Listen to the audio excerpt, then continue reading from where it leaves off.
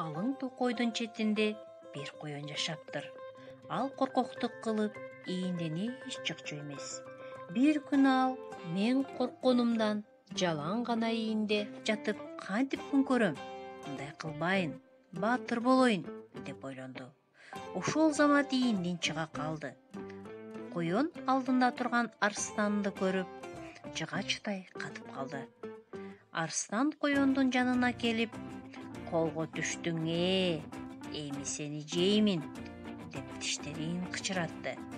Коен кутулуштун аргасын издеп, жесең же, бирок айта турган сырым бар деди.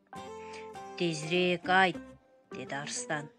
Сен өтө күчтүүсүң, мунуңа ишенимин. Бирок кудукта сенден да чоң арстан бар. Ал сени жейим деп ачууланып жатат. Ошентип коен арстанды кудукка ээрчитип барат.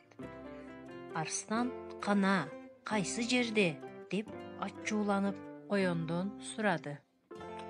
Коен мына ушул кудукта деп жооп берди. Арстан кудукту карап, өзүнүн сөлөкөтүн көрдү да, мен ушундан кантип кем калайын? Кана, көрүшөлү, деди да арстан артына кайтып туруп, катуу чуркаган бойдон кудукка секирип түштү. Ошентип коен арстандан кутулуп, макоо экен деп шылдың кылып секирген бойдон кете бериптир. Мына ошентип коен өз жанын куткарып калган экен.